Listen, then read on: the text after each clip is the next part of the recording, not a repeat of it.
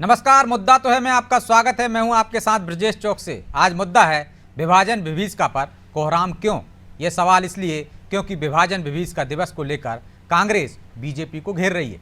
दरअसल 14 अगस्त को बीजेपी विभाजन विभीषिका दिवस मना रही है। इसी दिन 1947 में देश का बंटवारा हुआ था। लिहाजा सीएम डॉक्टर मोहन यादव ने इस विभाजन के लिए कांग्रेस को जिम्मेदार ठहराया और इतिहास से सीख लेने की बात कही, जिस पर कांग्रेस ने पलटवार किया है और कहा है कि बीजेपी के लोग घड़ियाली आंसू बहा रहे हैं।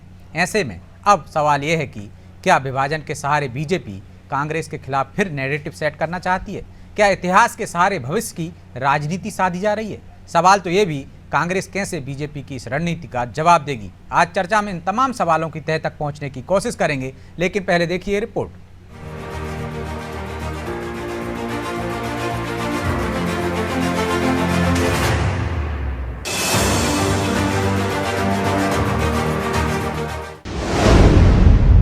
बंटवारे की यादों पर सियासी संग्राम।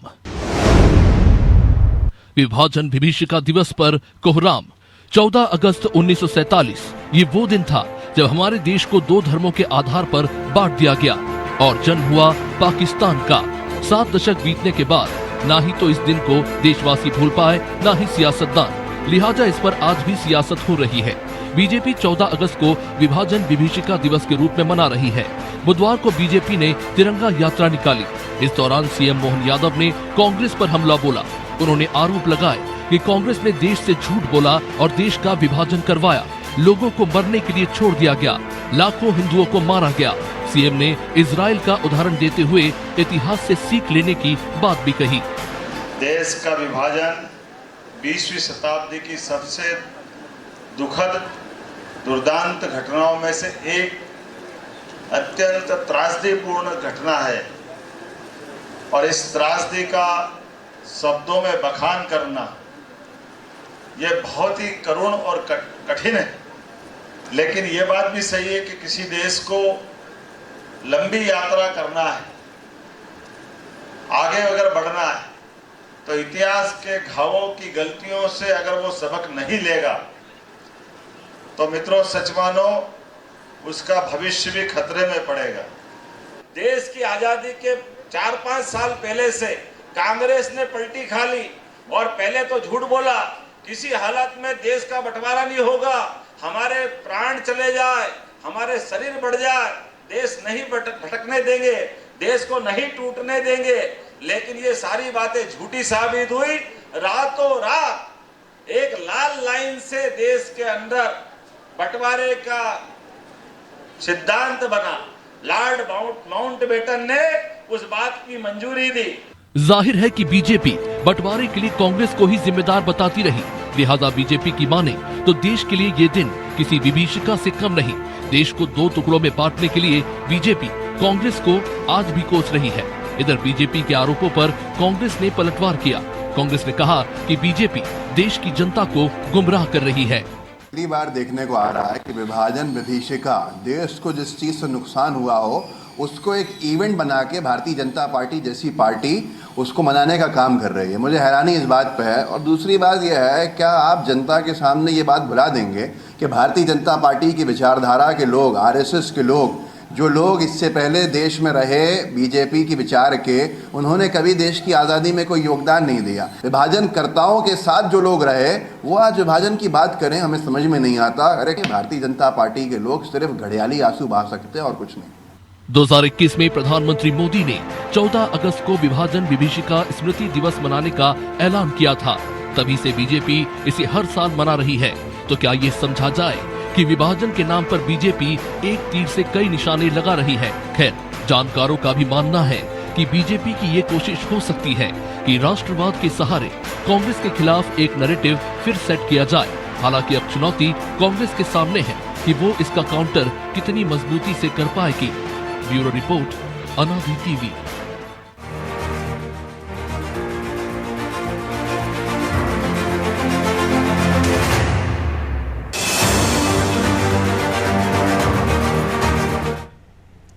तो इस मुद्दे पर चर्चा के लिए हमारे साथ जुड़ गए हैं बीजेपी नेता डॉक्टर वाणी आहूवालिया और कांग्रेस प्रवक्ता केदार सिरोही और हमारे सहयोगी प्रभु पटेरिया। आप सभी का बहुत बहुत स्वागत है। वाणी जी, शुरुआत आपसे ही करते हैं। वो तो आरोप लगा रहे हैं कि आपका आरएसएस का आज़ादी में कोई योगदान नहीं है, विभाजनकारियों के साथ आप रहे हैं, और अब एक जो भीषण घटना हुई थी, विभीषिका हुई थी, उस पर इवेंट करके भविष्य की राजनीति साधना चाहते हैं। सबसे पहले तो अनादि टीवी के दर्शकों को मैं नमस्कार करूंगी, और कल 15 अगस्त का पर्व है। इस महापर्व को गर्व के साथ हम सब मनाएं और देश के लिए समर्पित रहें, ऐसी कामना करती हूँ। इस पैनल पर उपस्थित सभी साथीगणों को मैं प्रणाम करती हूँ। देखिए, बहुत दिलचस्पी वाला मुद्दा है कि जहां हर डिबेट में कांग्रेस के प्रवक्ता मेरे साथ बहस करते हैं कि हम वो आजादी के दौरान वाली कांग्रेस है जिसने बहुत त्याग और समर्पण किया, तो ये भी सत्य है कि इसी कांग्रेस ने धार्मिक आधार पर इस देश के टुकड़े किए। धार्मिक आधार पर ऐसी प्रताड़ना भुगतनी पड़ी। विभाजन में जो लोग पिसे हैं, मरे हैं, जिनके ऊपर पता नहीं कितनी वर्षों तक यातनाएं चलती रही, जिन्होंने अपने सह अस्तित्व को छोड़ा, दूसरी तरफ उन्हें रातों रात अपना सामान और सब समेट कर जाना पड़ा, तो ये एक गलत नैरेटिव गढ़ने की फिर कोशिश करते हैं। इतिहास गवाह है, ये स्पष्ट और सच्चाई ये हर भारतीय नागरिक तक ये पहुंचे, इसीलिए इस दिवस का आयोजन किया गया है, क्योंकि इतिहास में जो गड़ी हुई लेकिन वाणी जी, जो जख्म सच्चाई सूख है, गया वो तो कोई है, बदल नहीं सकता। जो जख्म सूख गया है उसे कुरेदने की क्या जरूरत पड़ी? पर भाई साहब, आप और हम जिस समाज में रहते हैं उसमें ऐसे बहुत सारे लोग हैं जो इसका शिकार बने। हमारे खुद के परिवार ऐसे हैं जिन्होंने उस समय जिन परिस्थितियों का सामना किया, बेटियों को कुएं में फेंक रहे हैं, रात को शरणार्थी कहीं किसी स्थान पर छुपकर अपने पूरे घर में अपने पैसे, जायदाद, जमीन छोड़कर भाग रहे हैं अपनी जान और आबरू बचाने के लिए। आपने कभी ऐसा दृश्य कहीं कल्पना कर सकते हैं? मैंने और आपने तो अपने जीवन काल में ईश्वर की बहुत कृपा है कि हमने देखा नहीं है, पर उस परिस्थिति को समझिए जहां अंग्रेजों का दोगुलापन, जिसका साथ कांग्रेसियों ने दिया क्योंकि उन्हें अपनी महत्वाकांक्षा पूरी करनी थी। ये कांग्रेस कभी झुटला नहीं पाएगी। ये सत्य इस धरती पर ऐसे ही अटल रहेगा जैसे सूरज की रोशनी अटल है, और तो सत्य सबको पता है ना। इनको या हमेशा बीजेपी करना कोई नैरेटिव सेट करना चाहती है, आप उन पर आरोप लगा नैरेटिव रहे हैं। करने की नैरेटिव सेट तब करते हैं लोग जब कुछ झूठ हो, जैसे कांग्रेस रोज एक नैरेटिव सेट करती है। बीजेपी सत्य का प्रकाशन कर रही है। सत्य का प्रकाशन करने में हमें किसी का सहारा ना किसी नैरेटिव की आवश्यकता है। ये सत्य है, ये घटा है, और हम और आप, हमारे पूर्वज इसको भुगत चुके हैं। ठीक। हम और आप इसको झुटला नहीं सकते। तो केदार जी, सत्य का प्रकाशन हो रहा है, सत्य बात बताई जा रही है, क्योंकि भविष्य से सुधारा जा सके, इतिहास को देख करके ऐसी गलतियां दोबारा ना हो। तो इसमें बुराई क्या है? कांग्रेस को आपत्ति क्यों है? भाई, विभाजन तो हुआ था, विभीषिका भी हुई थी, तो युवा पीढ़ी को, नई पीढ़ी को जानने की जरूरत है ना। नहीं, बिल्कुल। पहले तो मैं आपको स्वतंत्रता दिवस की बधाई देता हूं एक दिन पहले सभी को।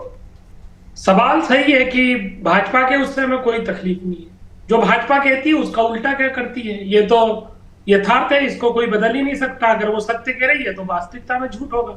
जहां वो विकास की बात कहती है वहां पर कितनी तकलीफें होती है। ये तमाम चीजें वो जैसे ही वो कहती है हम धर्मनिरपेक्ष हैं, आप उनकी कार्यालय में उनके लोगों से व्यक्तिगत बात करेंगे तो पता पड़ेगा। इनका सिक्का बड़ा गजब का है, दिखता अलग है, काम करता अलग है। अब मैं सर, ये बहुत सीरियस डिबेट है, मैं कांग्रेस भाजपा नहीं लाऊंगा। ये भाजपा तो 80 में बनी है, बताते हैं ऐसा। ये भारतीय जनता पार्टी के लोग ऐसा कहते आए मुझे कि वो 80 के करीब। अभी तो हम सुन रहे थे, आपके नेता कह रहे थे कि आरएसएस ने विभाजनकारियों का साथ दिया था। सर मैं पूरा बता देता हूँ। एक्चुअली क्या प्रॉब्लम बहुत सी हो रही है ना सर आजकल, कि वो व्हाट्सएप यूनिवर्सिटी में तो 2014 में ही आजाद हुए थे। वो तो हम लोग ने तो उस आजादी को नहीं देखा, पर ऐसा व्हाट्सएप यूनिवर्सिटी, गलगोटिया यूनिवर्सिटी जो होती है ना, उधर तो 2000 करते हैं केदार जी, व्हाट्सएप यूनिवर्सिटी से नहीं पास हुए हैं, वो तो सोशल मीडिया से इतर आके सच्चाई बात करते हैं। केदार जी, मैं आपत्ति दर्ज करती हूँ आपकी भाषा शैली पे। हम में से कोई भी ऐसे गैर जिम्मेदार नहीं है और ना आप जैसे व्हाट्सएप यूनिवर्सिटी के प्रोडक्ट्स हैं। मैडम मैडम मैडम मैडम आप सावधानी थोड़ा बरत आवाज नीचे लीजिए। करो। मैडम आवाज नीचे करो, ज्यादा ये चिल्लाने की उंगली आप अपने पास रखिए, आवाज नीचे करो। उंगली आप केदार अपने जी। पास रखिए। ये केदार तमीज जी, नहीं है आपकी। मैंने आपका नाम लिया है क्या? ये तो महिलाओं से बात करने का तो एक वो होना चाहिए। इतने आपको बड़े बदतमीज सम्मान के और साथ निहायत ही सुना रहा हूं। बेशरम लोग हो आप लोग। आपको बेशर्मी आप पूरे आप- डिबेट में ऐसे ही पेश हो रहे हैं, इनको म्यूट बेशर्मी की करिए। हदें आप पार करती हो, बेशर्मी की हदें आप पार करती हो। मेरे लेकिन साथ केदार जी, आप इतने लोग उत्तेजित ऐसे होने की महिलाओं जरूरत का क्या? सम्मान केदार जी, नहीं करना आता अरे है। महिलाओं के नहीं, साथ इनको एक बातचीत समझाइए। करने का तरीका भी तो होना चाहिए। इतने उत्तेजित क्यों हो गए? ऐसा क्या बोल दिया उन्होंने? आपत्ति दर्ज नहीं, कराई उनको ना। समझाइए ना। अरे आपत्ति दर्ज जब मैं बात कराइए। कर रहा हूँ तो ठीक है। वो किस तरीके से बात कर रहे देखिए, हैं? आप- लेकिन इस तरह मत मैं बोलिए, एंकर को प्लीज। निवेदन नहीं, कर इसी रही हूँ, तरीके से मैं- बोला मैं- जाए। लोगों इन को लोगों के साथ डिबेट में ऐसा ही म्यूट व्यवहार करिए। होना चाहिए। इनके साथ इसी तरीके का व्यवहार हो। ठीक है, आप अपनी बात पूरी मेरे साथ कीजिए। बैठो ना मैडम, बहुत अच्छे से समझा रहा हूँ, बड़ी शालीनता से बात किया करो। इतने अब मैं आप अपन मुद्दों पे आ जाते हैं। अब बात करते हैं अपन लोग कि आखिर हुआ क्या। ये तो 2014 में जो व्हाट्सएप यूनिवर्सिटी वाले जो लोग हैं वो यही कहता है ना 2014 में आजादी मिली है हमको। व्हाट्सएप पे तो बहुत कुछ चलता है, कहाँ जा रहे हैं आप? सर, तो हम विभाजन की सिंपल बात कर रहे हैं, लीजिए ना। उसमें असत्यता है क्या? कुछ सत्य है ना? हाँ, मैं विभाजन वही- हुआ था, WhatsApp पे विभीषिका तो हुई थी, WhatsApp उस पर बोलिए ना। और असत्य भेजते हैं। आप चुप रहिए, पहले मेरी बात पूरी हो जाए उसके बाद आप बोलिएगा। सर अब मेरी बात सुनिए। किसी ने यह कहा कि हमको तो आजादी लीज पे मिली है। सवाल लीज पे और 2014 से नहीं है।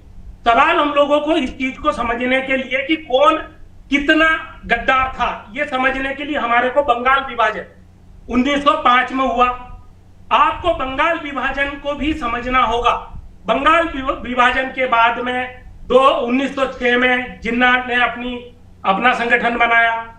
1908 में जो संघ विचारधारा के कह लो या हिंदू महासभा की विचारधारा के कह लो, जो परमानंद भाई थे, उन्होंने 1908 में ये लिखा था कि भाई ये जो देश है वो हिंदुओं का देश है और यहाँ पर मुसलमानों का काम नहीं है। ये चीज वहां से जब चालू होती है तो जो 1923 का जो सावरकर जो है भारतीय जनता पार्टी के आइडियोलॉजिकल में, उन्होंने 1923 में अपने भाषण में यह कहा था कि हमारे देश को हिंदू और मुसलमान के अलग अलग उस पे जाना चाहिए। उसके बाद में आप अहमदाबाद 1937 पढ़िए, 1939 का पढ़िए।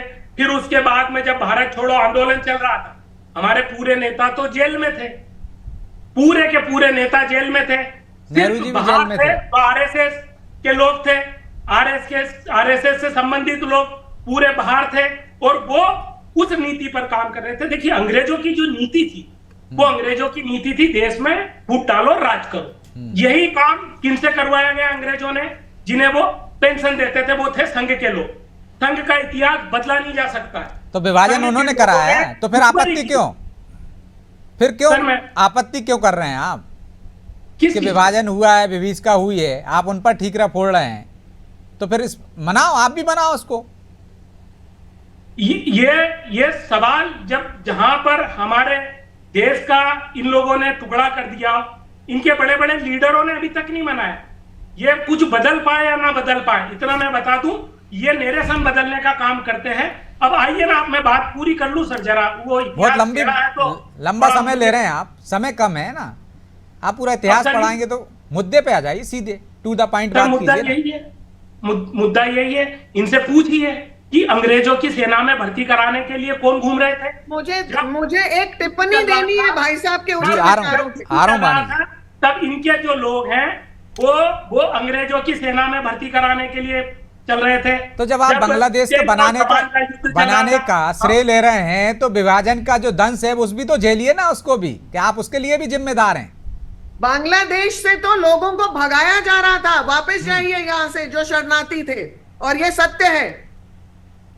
लेकिन वो तो कह रहे हैं कि वहां पे आरएसएस लोग- की वजह से विभाजन हुआ है, उनके नेता तो सब जेल में थे। असल में मैं आपसे मैं असल में एक बात क्या है, हमें इतिहास 3 स्थानों से पढ़ना चाहिए। एक अंग्रेजी किताब जो लिख के गए मैकले, दूसरा नेहरू जी, और तीसरा हमारे केदार सिरोही जी। इतिहास अब नया रचा जाएगा इनके मार्गदर्शन में। अरे तो आपका इतिहास पढ़ ले, झूठ का इतिहास पढ़ ले, जो पुस्तक में लिखा वही बता। 1937 का आपने भाषण सुना है? 1923 का आपके संघ का सुना है? आपने आप सरदार 1945 पटेल का का नाम सुना सुना है आपने? मैडम, डॉक्टर लिखने से डॉक्टर नहीं हो जाते आप। मैं महिलाओं की डॉक्टर You are होंगी, इधर insulting इतिहास की me. डॉक्टर नहीं हो। You are insulting me. अरे How इंसल्ट dare you? जब आपको नॉलेज नहीं है तो आप हमको कैसे इंसल्ट कर केदार रही जी, है? आप व्यक्तिगत कैसे मत बोल रही आइए है ना, कि हमसे इतिहास आप मुद्दे पढ़ना पर होगा? रहिए ना, आप मुद्दे पर रहिए, व्यक्तिगत जा रहे व्यक्तिगत हैं मत आइए। केदार जी, अरे सावधान। आप व्यक्तिगत गई हैं, आप बिल्कुल व्यक्तिगत नहीं। गई हैं, आप You व्यक्तिगत just जा said रही आप हैं। डॉक्टर लिखने आप से डॉक्टर व्यक्तिगत नहीं जा होती। रही हैं। आप एक बार केदार व्यक्तिगत जी, जाएंगी मैडम, ये तरीका आइंदा ठीक से नहीं। ऐसे लोगों को आप मत बुलाइए चैनल पे। अरे आप, प्लीज। अरे भैया केदार जी, आपका ये तरीका ठीक नहीं है ना बात करने का। देखिए, आप व्यक्तिगत टिप्पणी मत कीजिए ना केदार जी, केदार जी जिस व्यक्तिगत टिप्पणी चैनल मत में कीजिए। जाओ वहाँ कांग्रेसी प्रवक्ता व्यक्तिगत टिप्पणी महिलाओं को देते हैं। अरे आप व्यक्तिगत करती हो तब शर्म नहीं आती है? आपको नहीं समझ में आता? आप गलत एक बात। करने की केदार वजह जी, है। वाणी जी, एक एक करके मैडम, बोलिए प्लीज। चलिए मैं लौट रहा हूं आप दोनों के पास। इस तरह से डिबेट नहीं होती ना केदार जी, इतने उत्तेजित होने की जरूरत क्या है? आप व्यक्तिगत टिप्पणियां क्यों कर रहे हैं? आप मुद्दे पे रहिए। एक महिला से बात करने का एक वो बोलने का काम कर रही है। ठीक है, चलिए मैं लौट रहा हूं आपके पास। मतलब क्या है? लेकिन प्रभु जी, इतने सालों बाद गड़े हुए मुर्दे क्यों उखाड़े जा रहे हैं? क्या इसका कोई सियासी मकसद है? क्या वजह है? देखिए ब्रजेश जी, दुनिया में कोई भी काम इंसान जो करता है बगैर मकसद के नहीं होता। भूख लगती तो खाना खाता है, प्यास लगती तो पानी पीता है, ज्ञान की कमी होती है तो पढ़ने जाता है। तो मकसद तो निश्चित तौर पर कोई ना कोई इसके पीछे होगा ही। लेकिन एक बड़ी बात जो यहाँ पर जो एक सवाल जो मौजूद है कि भाई आज हम बात करें तो 77 साल हो गए देश को आज़ाद हुए। 2021 के पहले हम विभाजन विभीषिका दिवस मना रहे थे क्या? अटल बिहारी वाजपेयी जो 3 बार प्रधानमंत्री बने देश में बीजेपी के एनडीए सरकार में, क्या उनको ज़रूरत महसूस हुई इसकी? या इसके पहले जब जनता पार्टी की सरकार थी तो क्या उनको महसूस हुई? तो ये सरकारों को उस समय तो महसूस नहीं हुई, अभी क्यों महसूस हुई? और इसको एक बड़ी बात और ब्रजेश जी, थोड़ा सा एक मुझे कहने में भी संकोच है लेकिन फिर मैं बता देता हूँ कि मान लो किसी के घर में किसी के देहांत हो जाए, उसी दिन उसके यहाँ बच्चा पैदा हो, तो क्या उस मौत के गम में वो उस बच्चे का जन्मदिन मनाना या उसको आगे पढ़ाना सारी चीजें छोड़ देगा? वो पूरे समय रोता ही रहेगा रुदाली अपने यहाँ तो परंपरा है ना, सूतक भी खत्म हो जाता सूतक खत्म होने के बाद। तो ये जो है इसके लिए बरसी मनाने का उपबंध क्यों? आप जो है बड़े मजे की बात है, मतलब बड़ा दुख हो रहा है ये कहते हुए कि कल हम जो है आज़ादी का पर्व मनाने वाले हैं कि देश आज़ाद हुआ, हंसी खुशी पर्व मनाने वाले हैं। बूंदी बटती है, मिठाई बटती है, लड्डू बटते हैं, बच्चे खुश होते हैं, और उसके ठीक एक दिन पहले हम जो है रोना मातम कर रहे हैं। मुझे नहीं लगता है विभाजन की जो विभीषिका है उसको आपने भी पढ़ा होगा, वाणी जी ने भी पढ़ा होगा, केदार जी ने पढ़ा होगा, हमने स्कूल की किताबों में भी पढ़ा है कि कैसे हुई है। हमने बाद में बहुत सारे साहित्यकार लेखकों ने इसको लिखा है, हमने अखबारों में पढ़ा है, हमने उसको एक त्यौहार की तरह मनाना, एक बरसी का दिन मनाना मुझे नहीं लगता कि कोई उचित होगा। इसके पहले यदि बहुत सही था तो इसके पहले बहुत सारी सरकारें रही, विपक्षी भी सरकार रही, वो भी मना सकती थी।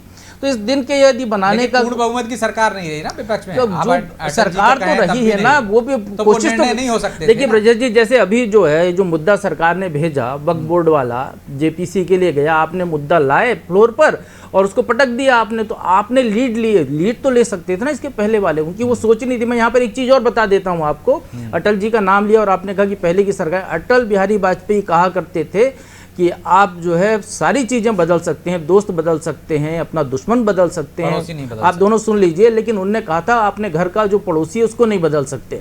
हम ये सब करके क्या कर रहे हैं? आप पड़ोसियों को नाराज कर रहे हैं। हमारे भारत का विभाजन कैसे हुआ था? जो मुस्लिम लीग थी, उसके पहले की पृष्ठभूमि जो भी रही हो, मुस्लिम लीग थी, उनने कहा कि मुसलमानों के लिए अलग देश चाहिए, और हमारी जो कांग्रेस पार्टी थी उस समय उसने स्वीकार की उस बात को। तो कांग्रेस उस समय तो हिंदूवादी दल हुआ ना, यदि आप देखें तो उसने स्वीकार किया, लेकिन फिर हमने एक बड़ा दिल दिखाया कि जो यहाँ रहना चाहते हैं यहाँ रहें, जो वहाँ नहीं आना चाहते ना आए। तो उसका परिणाम देखिए ब्रजेश जी, आज बांग्लादेश पर चर्चा नहीं हो रही है। जो विभाजन का दर्द हमने झेला, उसी विभाजन से पैदा हुआ एक देश जहाँ पर हिंदुओं पर जुल्म हो रहा है, आज उसकी हम दोनों चर्चा नहीं कर रहे हैं, व्यक्तिगत झगड़ रहे हैं और इस विभाजन विभीषिका को याद करने की कोशिश कर रहे हैं। मुझे नहीं लगता इसकी जरूरत थी। ठीक है, 77 साल बाद क्यों इसकी जरूरत पड़ी? क्यों मातम मनाया जा रहा है वाणी जी? भाई साहब, मातम नहीं मनाया जा रहा है, देश के युवाओं को उनके पूर्वजों का इतिहास बताया जा रहा है। आज इसकी आवश्यकता इसलिए है क्योंकि कहीं ना कहीं डूबती हुई कांग्रेस एक तिनके का सहारा लेकर बाढ़ के पानी में तैरने की कोशिश कर रही है और गलत नैरेटिव्स गढ़ते हुए तैरने की कोशिश कर रही है। नैरेटिव्स कैसे हैं? कॉन्स्टिट्यूशन, संविधान पर आक्रमण हो जाएगा, तुष्टीकरण की राजनीति प्रबल हो रही है इनकी, बहुत सारे ऐसे मुद्दे हैं। लोगों को सचेत करने की आवश्यकता है जनमानस में अपने राष्ट्रभाव को जगाने की आवश्यकता है। तो और उनके हम नैरेटिव की तोड़ है आपका ये नैरेटिव सेट करना। सॉरी, उनके नैरेटिव की तोड़ है आपका ये नैरेटिव सेट करना। नैरेटिव सेट का वो नैरेटिव विदेश से लाते हैं, इटली से लाते हैं, अमेरिका से लाते हैं, यूरोप से लाते हैं। हम जो वर्तमान स्थिति यहाँ पर है और इसके पहले जो इतिहास, वाणी जी छोटा सा सवाल है, हम उसका उल्लेख करते हैं। जी वाणी जी, 2014 में आपकी पूर्ण बहुमत की सरकार बनी, उसको 2021 तक विभाजन विभीषिका दिवस मनाने की आवश्यकता क्यों नहीं पड़ी? भाई साहब, अभी 3 21 साल में क्यों याद आई उनको? आप 4 साल में देखिए ना कितनी गिरावट आ गई है नैरेटिव्स में। और दूसरी बात आपको बता दूं कि हम जो इतिहास पढ़ते हैं, दूसरी बात बता दें, रामायण महाभारत से लेके सारी चीजें पढ़ते हैं वाणी जी, हम जो भी इतिहास पढ़ते हैं, चाहे राजपूतों का इतिहास पढ़ लें, चाहे देश की आज़ादी का इतिहास पढ़ लें, हम उसमें अपने पौरुष को दिखाते हैं कि हमारे देश के लोगों ने ये पौरुष किया था। हम उसमें ये अपना दर्द नहीं दिखाते कि हमारे देश का आदमी कैसे मरा था। हम शहीद को कम शब्दों में वो कर देते। आप उसको एलोबरेट कर रहे हैं। मेरे को आप एक इस चीज का उत्तर दीजिए कि ऐसा क्यों है कि हमारे देश की वीरांगनाओं का नामो निशान। अच्छा, ये बता दीजिए वाणी जी, विभाजन की विभीषिका को याद करके आप क्या फायदा होने वाला है? किसको? पाकिस्तान को, बांग्लादेश को या भारत को? की पुण्यतिथि थी, ऐसे बच्चों को पता ही नहीं है, स्कूल में इसका पाठ्यक्रम होता ही नहीं है। हमारे बच्चों को तो पता है, झांसी की रानी से लेके सब तो पढ़ा है, सबको पता है। बच्चों को नहीं पता है। कल मैं आपके यहाँ के नहीं होंगे, अंग्रेजी कॉन्वेंट पढ़ते होंगे, हमारे बच्चों को तो पता है। नहीं, पढ़ाया तो जाता है। ये व्यक्तिगत रूप से आप अगर डिबेट को हैंडल करना चाह रहे हैं व्यक्तिगत रूप से आप व्यक्तिगत ले जा रही हैं मैडम, आप व्यक्तिगत ले जा रही हैं, हम नहीं ले जा रहे हैं। मैंने कहा ना, हम 3 पुस्तकें रेफर करेंगे। एक जो अंग्रेजों ने डायरेक्टिव दिया, दूसरा जो नेहरू जी ने जेल में लिखा, पत्र लिखे इंदिरा जी को, और तीसरा जो हमारे साथीगण यहाँ पर हमको दे रहे हैं ज्ञान। हमने तो एनसीईआरटी और मध्य प्रदेश सरकार की किताबों में पढ़ा है। अरे जी, वो माफीनामा भी पढ़ेंगे, वो 60 रुपए की पेंशन भी पढ़ेंगे। वो 60 रुपए वाली पेंशन याद है या नहीं है? जो अपन ने जेल में से लिखा था। अरे अपन ने इंदिरा गांधी जी को भी माफीनामा लिखा था। तो आपका लेकिन केदार जी, उस माफीनामे से उनका त्याग और जो यातनाएं सही हैं, काला पानी की सजा भुगती है, उसको दरकिनार नहीं किया जा सकता ना। जो आप पत्र की बात कर रहे हैं, वह सब पत्र इंदिरा जी ने भी तो तारीफ की थी। बहरहाल समय इजाजत नहीं देता, इसलिए चर्चा को यहीं विराम देंगे। आप दोनों का बहुत बहुत धन्यवाद। तो निश्चित तौर पर विभाजन विभीषिका पर जो कोहराम मचा है, उसके सियासी मकसद है। दोनों ही दल अपने अपने हित साधने के लिए, नैरेटिव सेट करने के लिए इसका पक्ष ले रहे हैं और उसका विरोध कर रहे हैं। लेकिन किसका पक्ष और विरोध क्या जनता में असर डालेगा, किसका नैरेटिव सेट होगा, ये तो आने वाला समय बताएगा। बहरहाल मुद्दा तो है। मैं इतना ही, मुझे दीजिए इजाजत और आप देखते रहिए अनादि टीवी। नमस्कार।